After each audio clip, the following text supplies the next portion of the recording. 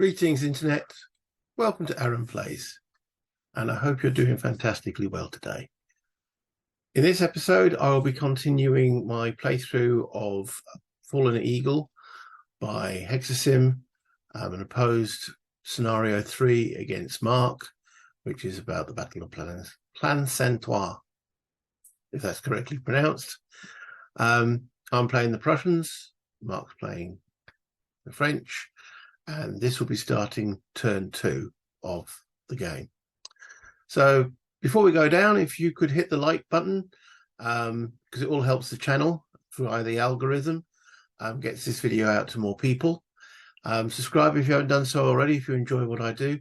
And as always, I much appreciate the comments because they all encourage me to continue in the vein of shooting more of these videos. So let's go and have a look at the map.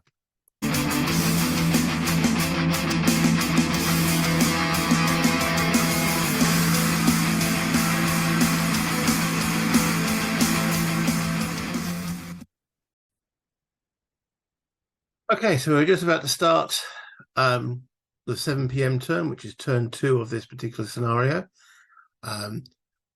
Just a reminder, all units will be activated, so we're not looking at this part here for this particular battle. So, yeah, it will go the full sequence. The Prussians always have the initiative. So let me move that out of the way. And there's the current situation. So French have got to, again, as a reminder, stop the Prussians exiting off this hex, which of course the Prussians are auto victory. And if that hasn't happened, then it's the person who controls most of these yellow stars, which are currently all, well, technically not all, because this unit, this hex here, was last occupied by a Prussian unit, but that's not really that important at the moment. So I'm going to step through the log. This is a play-by-email game that I'm doing with Mark. And I'll do the general, right, I'm trying to activate one Bulau, who's here. So I need to roll 9 on this. And again, we're not using the dice that are provided with VASSAL. We're using the Warhorse simulation dice bot. He needs a 9 and rolled a 9. So he's up for it. And then I want to fire. As you can see, I have quite a lot of artillery batteries around. So I'm highlighting there which unit is going to start the fire. So those 2 batteries there firing onto the units in the village. So 12 firepower, which gives me -1. If you have more than 10 firepower firing, you get a -1. If you have more than 20, you get a -2, and the maximum is a -2. And it gets +1 for the cover in the village. And I rolled a 7, which is a QFT on the actual chart. And looking at the morale, it's always, if I highlight that hex, the old guard in that hex, it's got a morale of 11. So they only fail on a 12. So near 12, it's the old guard. Otherwise, you just shrug it off. And they rolled a 7, which was a pass. So I mark those hexes as fired, and then I continue around, highlighting those 2 batteries, targeting the horse artillery there, the stack with the horse artillery. And that's 12 firepower again, so it's -1. But the range, because it's 3 hex range, makes it a +1. So it's a straight shot. I roll a 6, which is a QFT on that stack. And then morale is 8. Again, you always look at the lead unit, which is never the artillery. So it's the 3rd Voltigeurs of the old guard. Morale of 8. Roll is a 10. No effect as no one is adjacent. If someone had been adjacent, that would have been a pullback because it's 2 over, needs 3 over to cause a rout. Okay, again, marking the hex. Move. And they all move inch closer.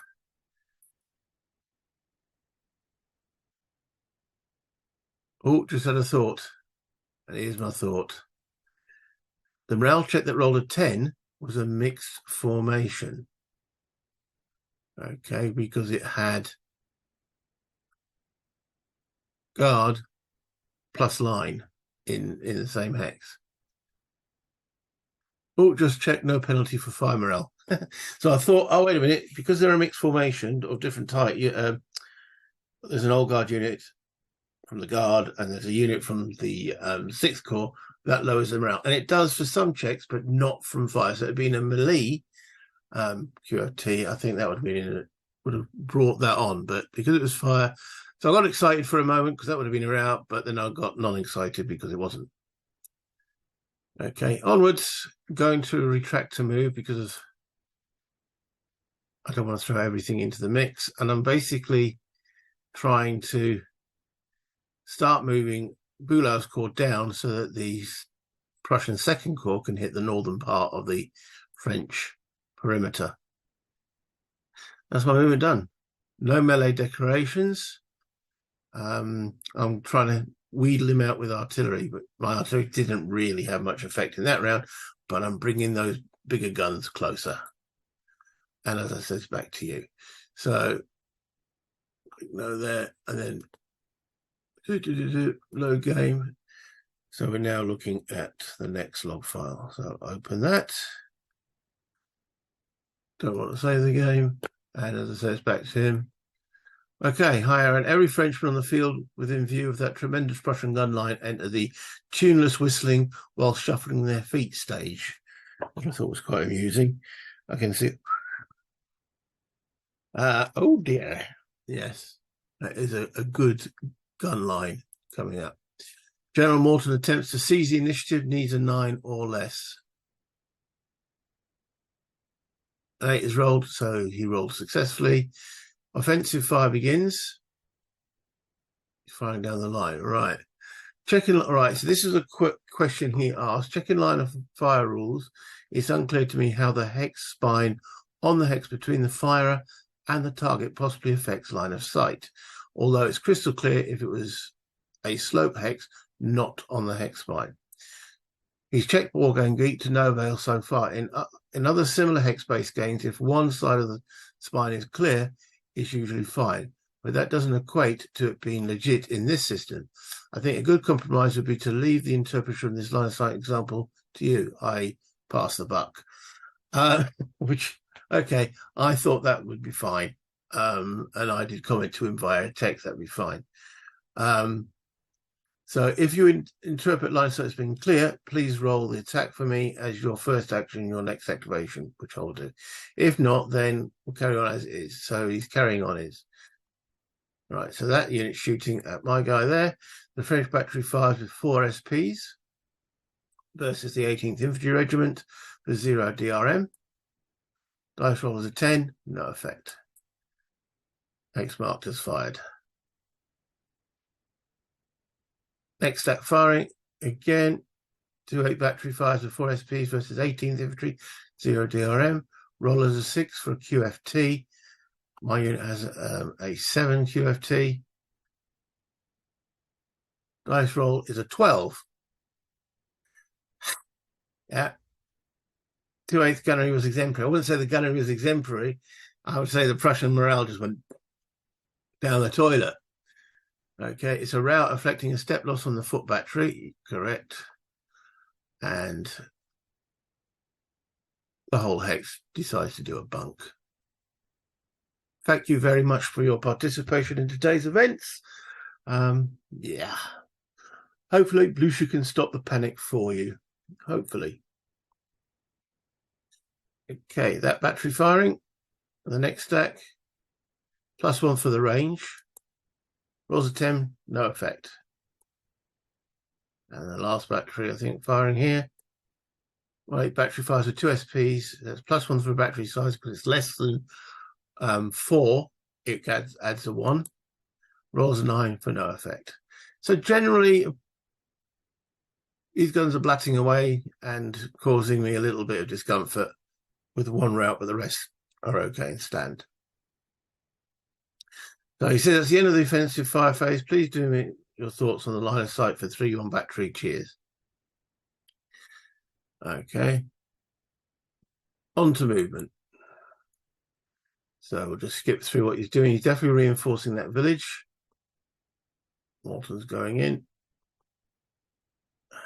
Some minor adjustments in the line called tweakage. No assaults. Activation complete. Done a summary. Really does feel like a steamroller, and the Prussians haven't got started as yet. It's true, I haven't got the other corps in action. Like you, I would soften up the defences first, priority being to reduce the old guard to manageable quality levels.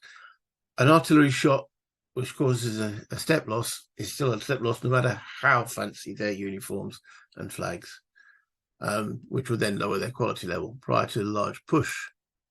The French have an additional issue to contend with. Should any units rout, they would very quickly be off the field. Yeah, he's quite close to his board edge. So he's removing all the markers. Back to me. So let's have a look. What happens next? Don't want to begin a log file. I want to load the next one. So this will be log 22. Open. No. Okay. So,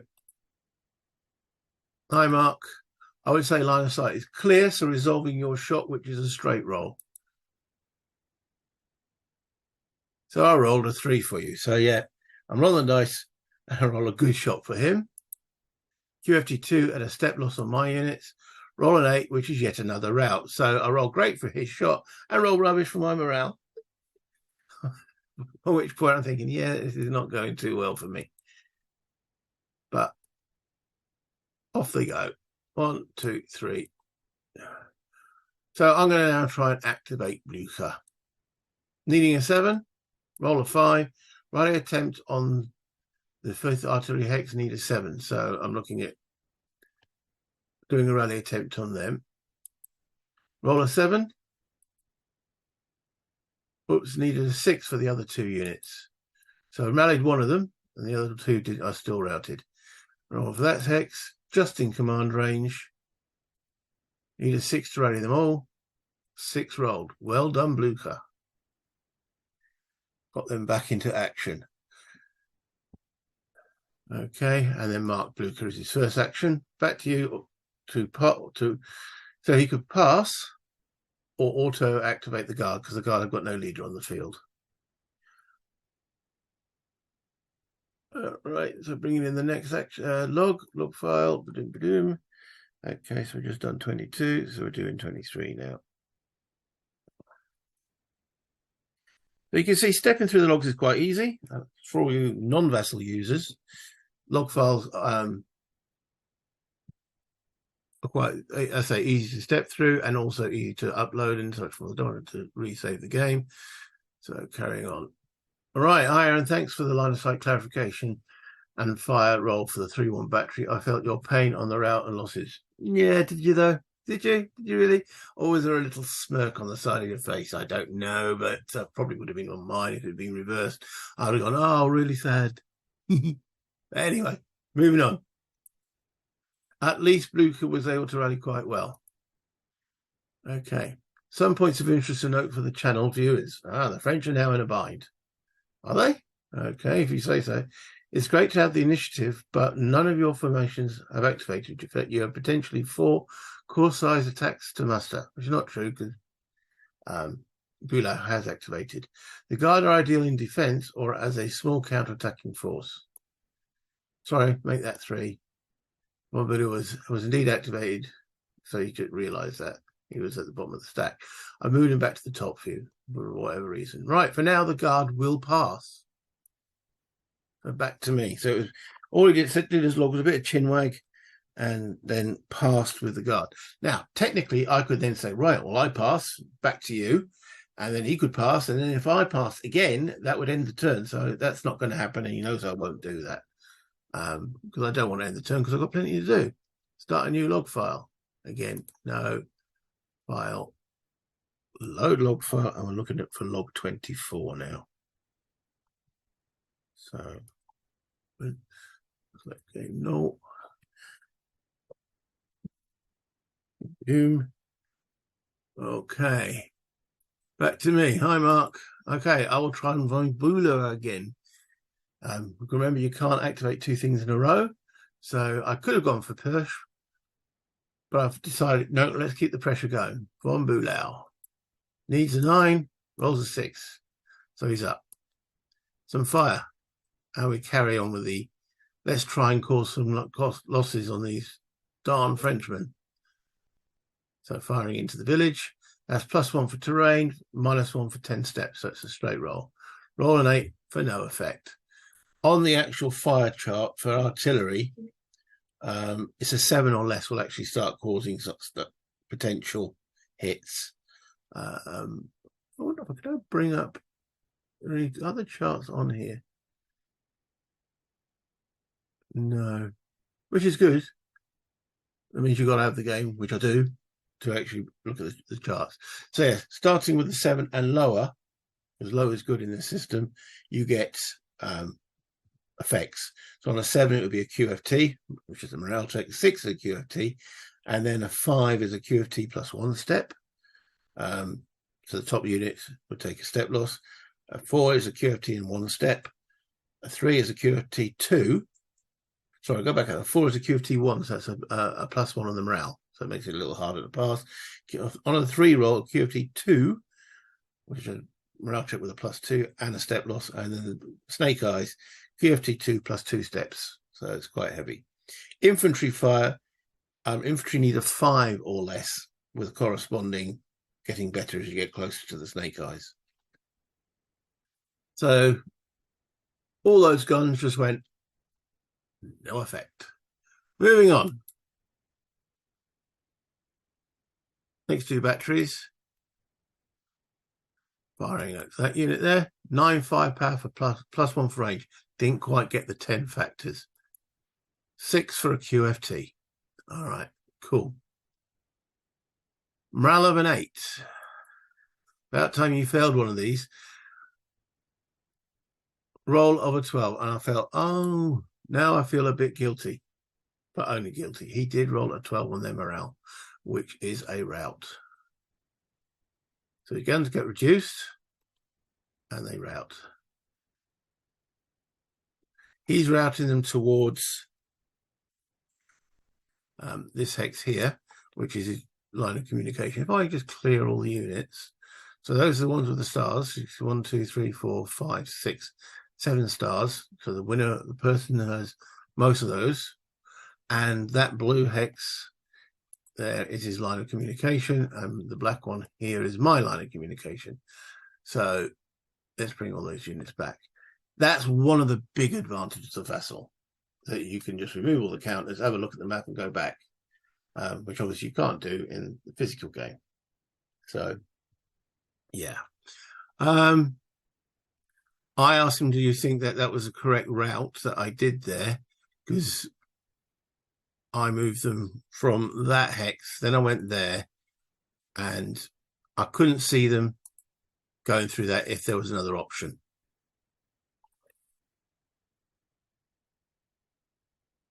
Okay, the next shot.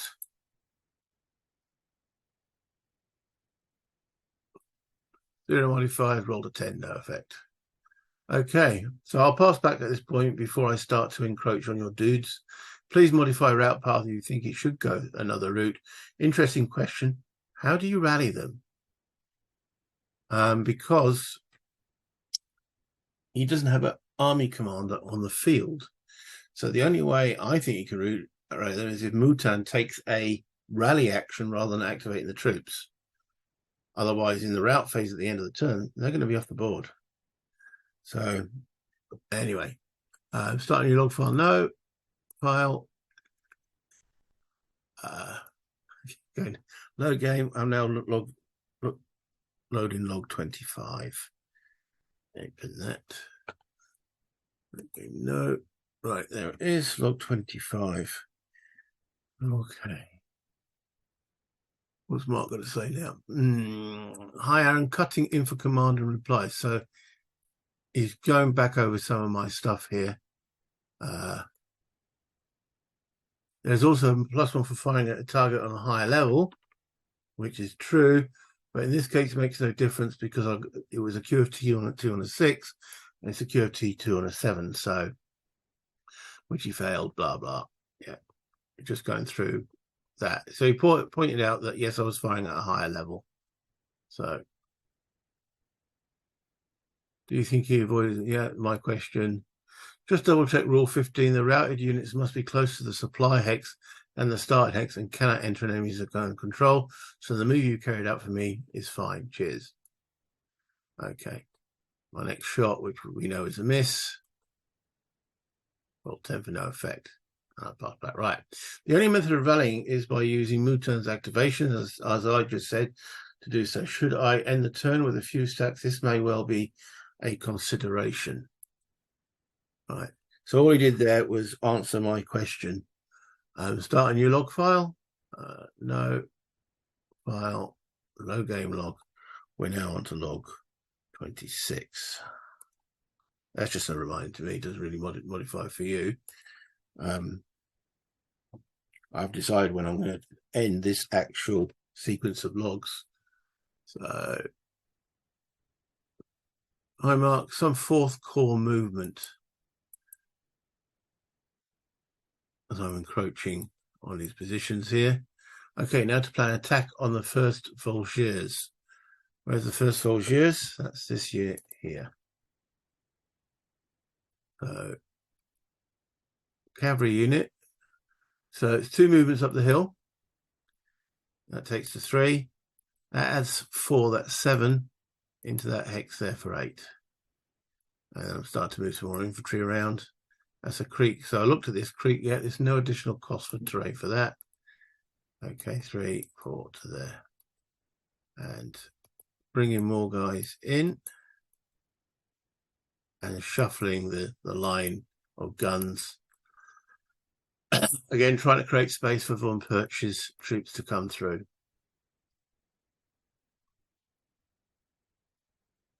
So I can get all the strength active in the battle.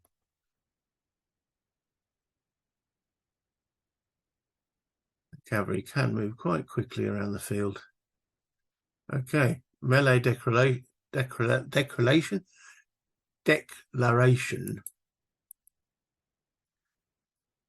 All of them going in against that guard unit. The lead unit is the 1st Pom Landwehr, which is that unit there. Okay.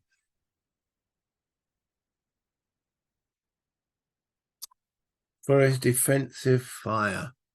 Start a new log file. No. Load a log file up. File. Begin log file. No. Load it. Dear oh dear. Brain fart moment. Right, so log 27. Open that. Save game. No. Okay. His defensive fire. French defense. The Volgiers will fire at the 2nd Schleswig Landwehr. So he's firing onto that unit there. It's infantry fire, so he's going to need a 5 or less. No die rolls. Die roll is 11, so no effect. Back to you for the melee. Okay. No. Let's see if I can do this in one smooth action.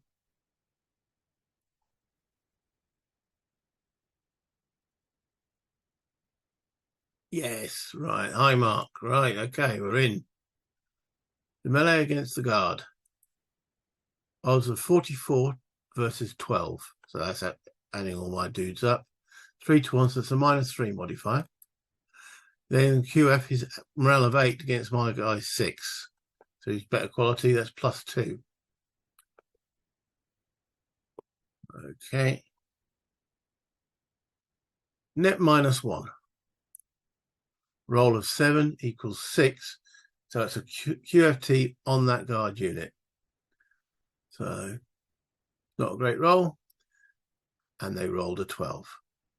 I felt a little bit gutted then. Now, okay, so these was actually done over quite a few days. So it wasn't like you'd rolled a 12 in one activation, in 1 minute, and then 5 minutes later you rolled another 12. It was over the course of a couple of days, but it still felt a bit, oh, bloody hell. But that's why we're using, because we felt this happened a lot more, with the VASSAL dice.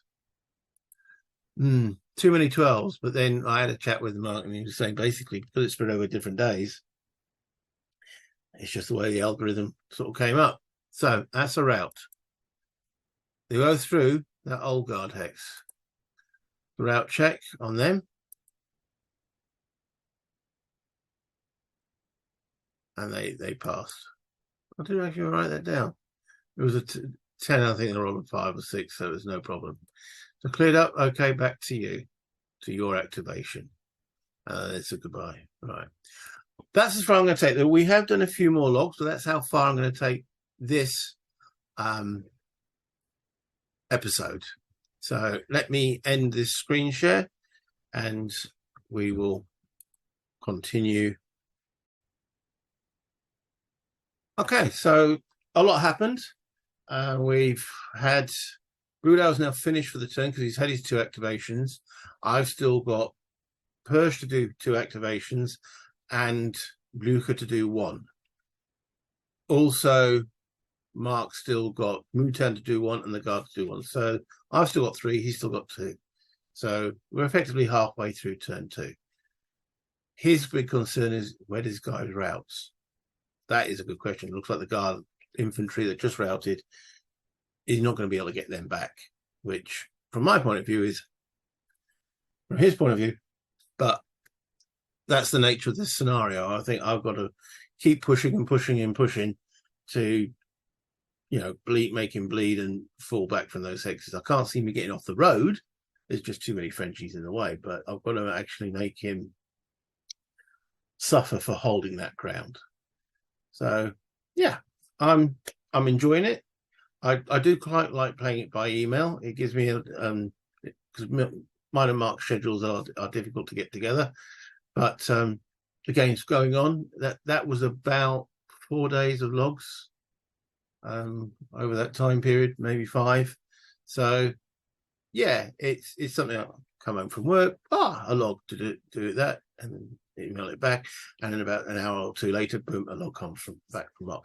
And to all you VASSAL experts, you all know that, but a lot of people don't use VASSAL and are sort of interested. It does show how it sort of works as a play by email, and obviously you can, as you see with my Austerlitz series, you can play it live on VASSAL as well. So anyway, I'm going to wrap it up there. Thank you for watching. Hope you enjoyed it. As I said at the beginning of the video, hit that like button if you're still here. Subscribe if you haven't done so already and enjoy what I do. And as always, any comments. And here's a little quiz for all you guys that are still there. What major rule are we not playing correctly? We have made a mistake with the rule. We've got to the stage where we said, right, okay, we made a mistake. This scenario will play on with that mistake. Next time we won't. So that's the quiz. Who knows? And Mark, you can't enter this one because we had the discussion. That'd be cheating. So anybody else, if you can answer that question, much appreciated. Until next time, bye, Internet.